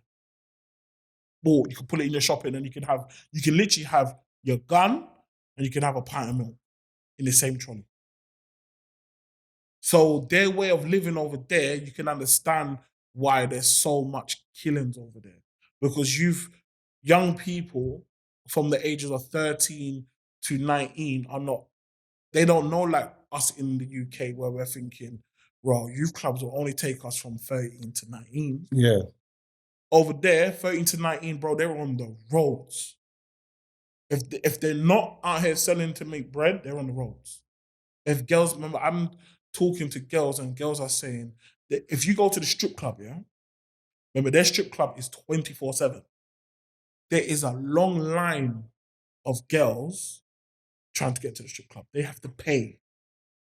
These are girls from the ages of, remember, they buy fake ID to pretend that they're 18 just so they can be in the strip club.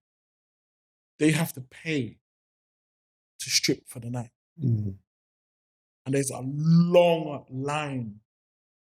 So their way of living is completely different to ours. Yeah. I wanted to go back to, you were saying, like, a question I wanted to ask. So you said you didn't want to be on the logo. How's that for you? Like being basically, you are the brand. So you've got your team, it's your vision, whatnot. For it to work every day, there's loads of you making that happen. But I'm saying, how is that being the actual brand in terms of everyone knows your face? I'm sure you get 100 calls. Everyone, you have to smile with everyone. Oh, yeah. Because you are the actual brand. How's that for you?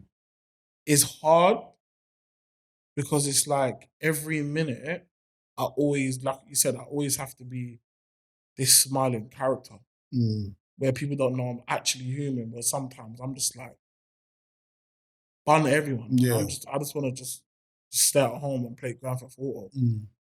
But then I get a phone call and I'm thinking that could be someone who's really starving and they really plucked up the courage to call me. Because a lot of people are embarrassed to call and say that they need help. So I don't want to miss a call. And then it could be someone who actually was like, should I call him? I don't want to call him. I don't want to look like I'm actually begging, but I actually really need help. I don't want to do it. That's how I think in my head.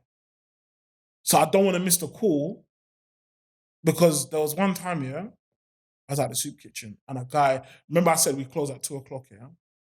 And this is the day we stopped doing it. A guy come in at 5 minutes to 2. And we was like, bro, food's done. Everything's done. Like, we need to cut. We need to go. And it was like, oh, can't you not stay like 20 minutes? We're like, nah, you know. But we're getting back open on Monday though, innit? This was Thursday.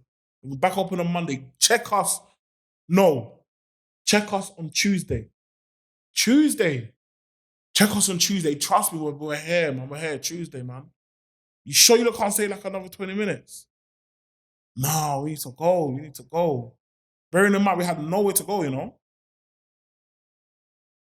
I went on my Facebook on the Sunday and the guy committed suicide.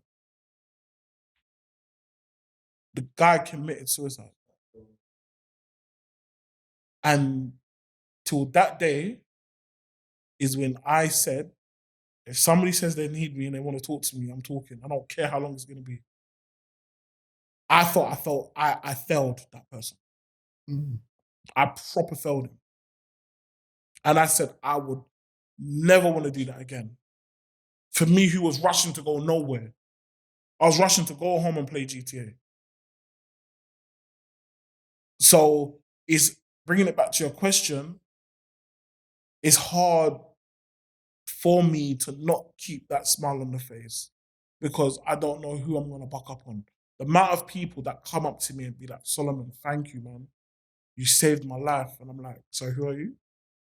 They're like, you don't remember me, man. I come to your soup kitchen 2014 and you fed me and you had a conversation with me. But because I'm feeding and I'm having conversations with so many people, you're not going to. I'm not going to remember who and who. Yeah, of course. So people come to me all around the world and they're like, thank you, man. I appreciate you. Even when I went to Miami, people was like, "Oh, you're the guy from Soup Kitchen, right?" And I'm like, "How the hell do you know Do who you feel I you am?" get a lot of love? Yeah, Not just from the people that are like service users and whatnot, just from like general, like people from Peckham, Brixton, Tottenham. yeah, Oh, yes. yeah. Can that be overwhelming though sometimes? Because I know like, you know, just people knowing you and say, and then you having probably to sometimes pretend like you know people and you don't. Oh yeah, we saying, bro. Like, do you know what I mean? Can It's it be very overwhelming. I don't go carnival. Yeah. It's too much for me. I don't go. Do you remember we used to have the thing in what was the thing in Brixton called again? I don't go Brixton Splash. It was too much. I couldn't leave from one and walk over to the other side. If I go carnival and I want to make it out from whatever train station I come up from, and then um I walk to flipping Rampage, it's a madness.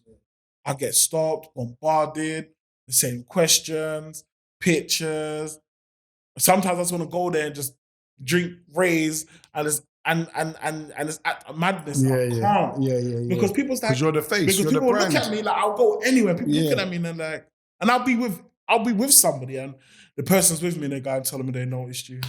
Yeah. So no, my kids, oh my God, my kids, they like it in a way because I can get them into concerts. I had Milana, I didn't even know who she was. And she I don't even know reached who you're out to talking me. about right now. Forgot her name. I'll get the proper name. And she was like, "I got a show." And I said to my daughter, "Oh, this girl reached out to me." And then she was like, my daughter was like, "What?" Yeah. I said, "Yeah, I'll get you 2 tickets." Yeah. So things like that I like. I like when, you know, when all these record labels reach out and they be like, "Oh, Rick Ross is coming over. Do you want backstage passes?" I'm like, "Yeah, I love that." Yeah. You see what I'm saying? So there is definitely a pros and a cons to it. You get me? I get let into a lot of events. People will see me. I don't have to line up. I remember I was stressing to go to one concert, and then I was just like, "Do you know what? Like, let me just walk outside there, innit?" And I was like, "Solomon, who are you with? How many people are you with? Yeah. Go." So I need to come out of you, man. Trust I'm coming me. out, yeah. Come out Trust. of you. Sweet. All right. What advice would you give when looking at everything you've been through? What advice would you give to the younger you? I would say take risk and prosper. Take risk. I mean, just if you think of something, I regret starting the soup kitchen at the age I started the soup kitchen. Because I thought about doing the soup kitchen from the age of 19. I wish I'd done it at 19. It's 8 years now, but I'm 35. I wish I started it younger. If there's anything that young people think about and do it. I remember being on my estate in Summer Leighton. We're hungry, and I'm like, I want chicken cottage, you know. And I said, if only chicken cottage could deliver here, why didn't I? I remember I probably was thinking about it for weeks, you know. Rather, there's Deliveroo now, bro. Yeah. That irks me that I thought about that and I was 15. Deliveroo come like 10, 15 years later. I was on the ends playing Pound Up and I was like, why can't it come here? Why do we always have to go there? I was like, all we got to do is put someone on a ped with the big box and they will just go and get the food and bring it here. Why didn't I have the mindset of thinking, bro, that's a business idea, bro. Why couldn't there be a McDonald's on where McDonald's would bring it to you? I thought about that from a young age. So I would say, please, anything that you guys think about, just do it. Failure is an amazing tool, what people, for some reason, are scared of. Failure is the best teacher. All right. Speak on that failure point. What would you say has been your biggest failure in life? The biggest adversity that you've had to go through, and how did you get through it? The biggest failure for me was I remember I was on radio. I had a Saturday show on Top FM, and we was Saturday from my show was 12 till 2, and Live Links crew was 2 till 4. Yeah. And I remember we had a lit show. I used to always, my mind always thinks outside the box. So I used to do live call-ins, used to do tricks, but we didn't have Instagram and these things. We just had live call-ins. If you had a basher, you're good. Yeah. You see what I'm saying? Choice FM called my phone and was like, "We love your show, bro. We proper love your show." And they said, "Come in for a meeting." Bro, because of my dyslexia, I didn't write down the meeting. I went Jamaica. And then ever since then, Lavalint's crew was on Choice FM. I was pissed. I was pissed. And for me, it was the learning of structure. For me, then was the learning of structure. Of when something calls you, write stuff down, do things properly. You see what I'm saying? You know? Missed opportunities. Missed opportunities. You know, there was a next time, I don't know if you remember. Do you remember Dub Plate Drama? Yeah. The show that was on Channel 4 or something like that. Yeah. So Dub Plate Drama reached out to me as well, yeah? And where they was doing their auditions, I passed all my auditions. And I was going to be one of the main characters on Dub Plate Drama. And again, because I still had the mindset of Brixton, licking it, the building we was in was a building just like this, but upstairs was Nike. So we went upstairs being fast. Go upstairs and we're like, "Oh, this is the Nike building. Oh man, good man." And then we was there talking to them and saying, "Yeah, man, you should put different colours on the Air 90s and Air Force Ones. There need to be more colours. Why is it only black and white?" Having big conversation, and the man is saying, "What's your name?" And I'm like, "Oh, Solomon." And I'm thinking I'm doing a good thing, where the man has now reported saying, "Yeah, Solomon." And I literally mashed up the whole production of Dub Plate Drama with the reason why they had to push it back. No one didn't know that. Yeah. And for me, learn not to be fast, bro. Do what you need to do. Go about your business, bro. Because that was one of the biggest, when I saw it on TV and I wasn't involved, again, that irks me when I'm seeing everybody who was on Dub Plate Drama gone off to do big things. And because of me being fast and being an idiot, left me on stage one. I hear that. But obviously, as time moves on, those lessons that you learned from that have now propelled you to do what you're doing 100%. and on the journey you're on. 100%. Do you know what I mean? And like, I'm not that guy, "Oh, things happen for a reason," but that is that. And sometimes I feel that there's that saying, what is it? Youth is wasted on the young. Hindsight's a beautiful thing. Do you know what I mean? And it's those things that, like you said, give you a structure, give you a pathway to say, "Oh, mate, no, that's not going to happen to me again." Some of our friends or some of the peers that we know are still in that stage. They're still figuring that out. So, do you know what I mean? So, have you got a favourite quote? My favourite quote is, "Aspire to inspire." And that is to always make sure that you're inspiring yourself to inspire others.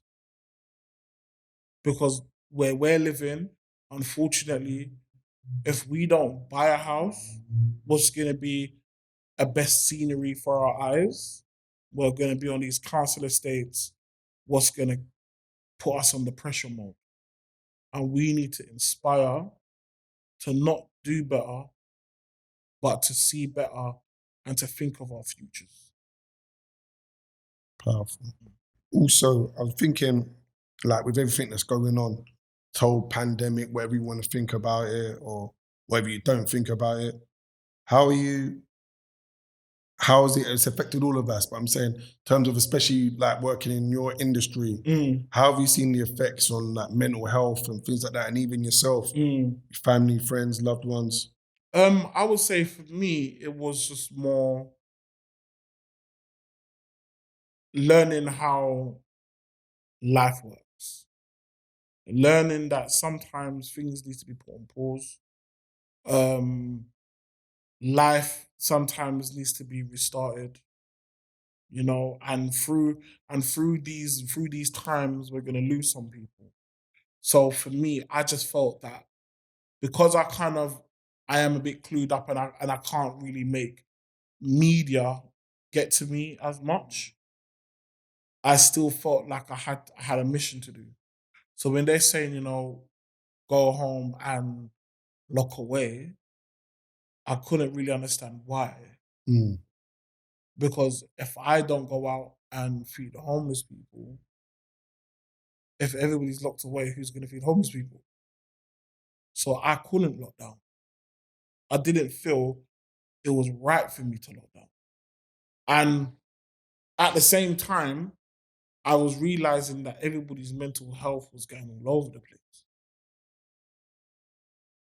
Especially when they were saying, oh, you could go outside, but you can only go outside until 10 o'clock. Mm. So I was It thinking, don't make sense. is coronavirus, does it come out more at 10? I literally couldn't fathom. So I was just like, well, do you know what? How can I keep people sane the best way possible?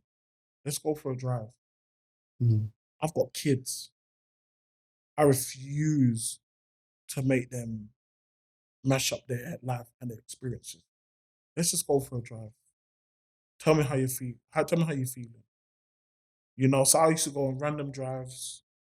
The roads will be cleared, motorway will be clear. And I would just use that to kind of better my mental health, but others as well. And it's bringing it back to when I'm saying inspire to inspire. So I'm going to inspire myself, but I need to inspire others. And then hopefully by me inspiring others, that you can use that inspiration that you've got to inspire others. Do you see what I'm saying? Yeah, So 100%. I was just like, I just need to go out. I need to still feed more homeless people. I need to go to the homeless spots, realizing that all the homeless people that I'm supporting are the most vulnerable, and they didn't catch COVID and die. When the news was saying to me, 55,000 people died today. The numbers are rising, 60,000 people died today. I was like, the best thing for me to do to protect me from COVID-19 is to turn off the TV. Mm. I turned off the TV. And I was just like, there's nothing I can do because the whole world is on lockdown. But let me see what I can do. Let me see if I'm still able to get to these places and provide food packs. Help the elderly who can't get a tissue, because tissue right now, everybody's buying Yeah, tissue. it's gone. No water around. No water. So let me go and provide families with water, hand sanitizers, give them face masks so they don't need to leave their house. Let me be sacrificed. I literally wanted to sacrifice myself to say, do you know what? You stay in your house and let me go out and go and get it for you. All right, so, but you doing that, this is what I'm saying. How does it affect your mental health? So in terms of you're being a sacrificial lamb, right? Because you're like, that's your calling, this is what you do.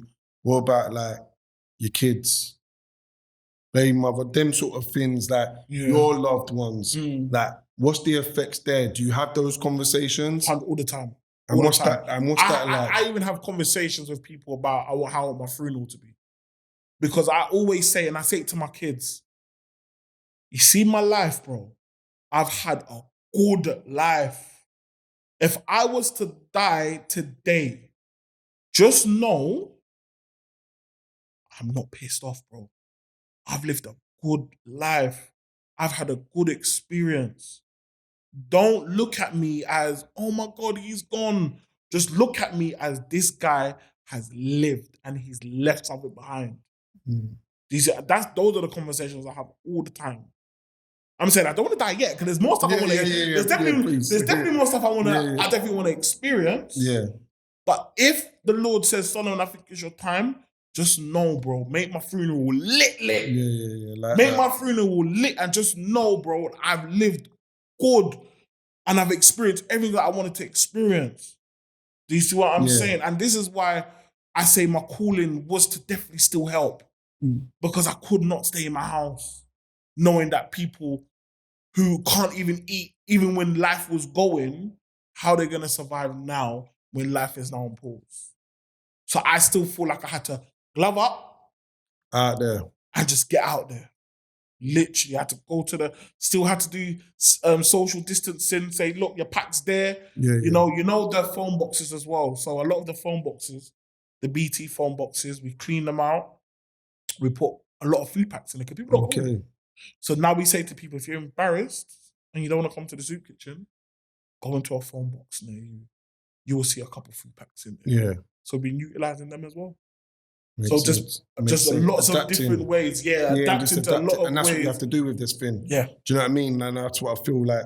That's why with the work we do, it's all about adapting and adaptability. And even some of the young people we're working with, well, not even some, most of them, they've got the skills, they've got the ability, but it's how do they adapt in different environments? So going on from that and taking everything into account, like what we just said, if you could be an animal, any animal, what animal would you be and why? And remember, we're taking into account all the things you've just been saying and like about mental health, pandemic, all of these things. What animal would you be and why? I would love to be an eagle. I would love to be an eagle because its vision is very, very wide. When it flies, it glides. And it can go as high as it wants and see whatever it wants. I always see, like coming into this room here, I can't stop looking at the scenery. I love it. I always wished I can just fly, literally. And an eagle, I've always known an eagle to be observant, watch his prey from afar, and strike. My brother. On that note, it's been a pleasure, sir. Definitely, Absolute pleasure. definitely. Cool.